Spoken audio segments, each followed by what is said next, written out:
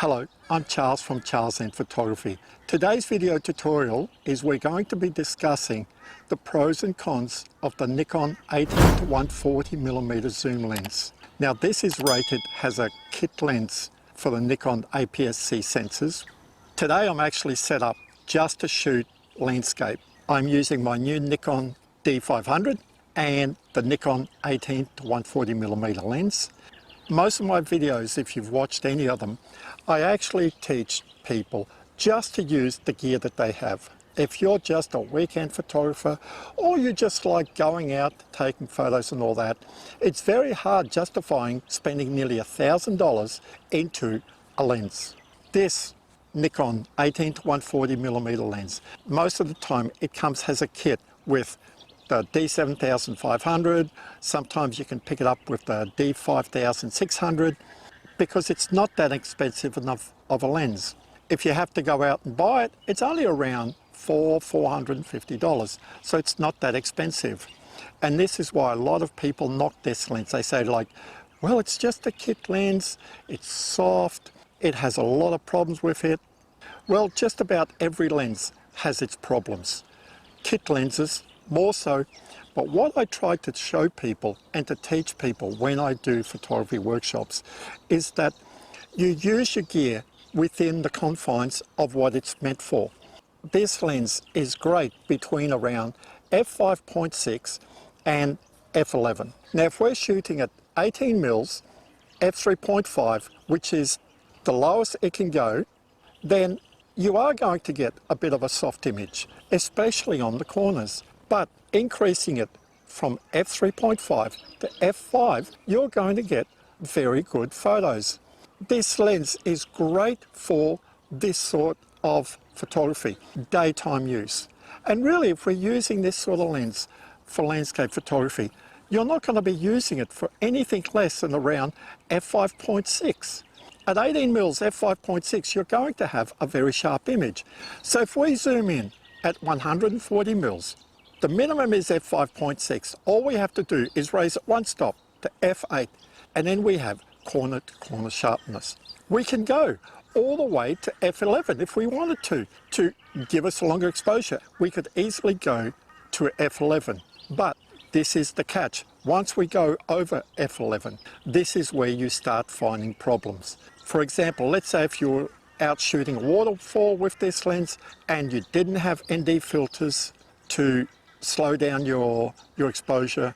Now ND filters, that is an abbreviation for neutral density filters. They're like sunglasses for your camera, and all they do is darken the scene so that it forces the shutter speed to become lower. So I'm shooting at f8 here at 1/320th of a second. Now if I went all the way to f22, I'd still be shooting at 1/40th, and if I was trying to photograph a waterfall, that is still way too quick.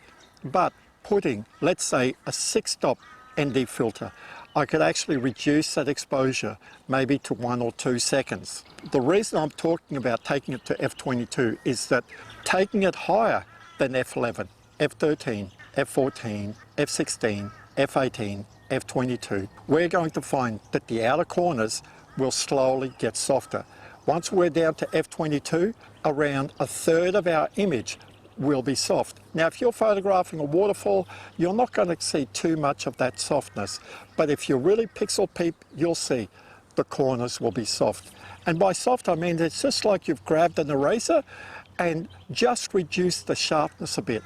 So if you're willing to accept that, all well and good.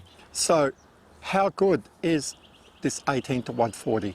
And why am I using it?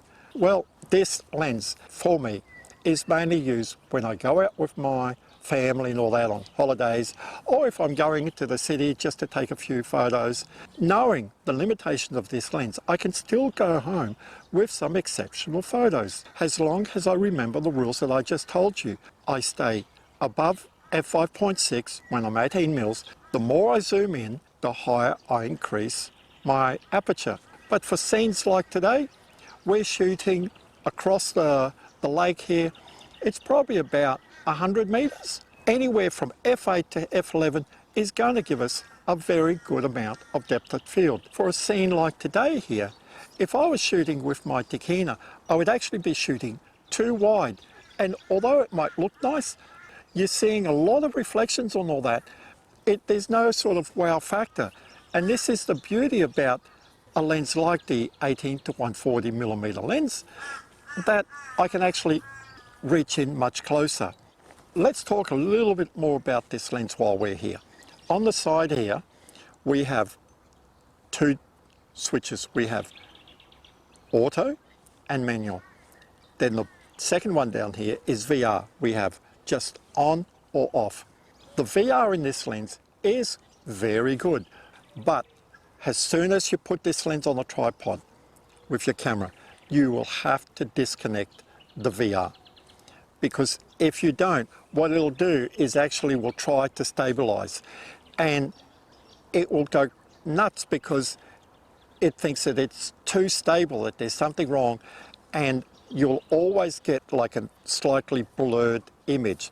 So remember that as soon as you put your camera on a tripod using this lens, disconnect the VR function on it and you'll be right.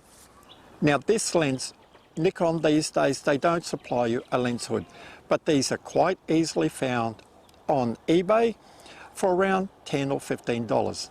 What I do tell people is that a lens hood is your best friend. Whenever I put a lens on my camera, unless I have filters on the front of a lens, I will put the lens hood. Put a lens hood on stops lens flare. The second thing is, if there's a bit of wind around, what it does do, or a bit of light dew, a bit of light rain, I wouldn't take this lens out if it was raining. It is not weather sealed, so you could have problems. But if you just get caught out a little bit in some rain or a little bit of a shower, you're not going to get water on the lens because of the lens hood. The last use of the lens hood is it protects the lens, it protects the front element. So if you're walking around and you accidentally drop your camera or you bump it into something, the lens hood is designed to take the impact, and it will most likely break the little ribbings that actually hold the lens hood to the lens. But all you're doing is just having to spend another $10 or $15 or maybe $20 to get a lens hood replacement instead of $400 or $500 for your lens. The pros and cons of this lens. Now, I bought this lens as a kit with my D7500. Now, this is not the first zoom kit lens for my Nikon cameras that I have bought. In the past, I have owned a previous version of the 18-140mm. I've also owned the Nikon 105mm. It was also a very good lens. It had the same flaws as this one. If you shoot with an aperture that's too wide open, let's say at f3.5, the corners will be soft. If you go higher than f11, you will actually go the same way. You're going to get softish corners. If you're willing to accept that, then by all means shoot up to f16 or f22 if you're around a waterfall, but understand that the outer corners are going to be soft. But if you stay between an aperture of, let's say, f5.6 at 18mm and a maximum of f11 at 140mm, then you are going to end up with very sharp images.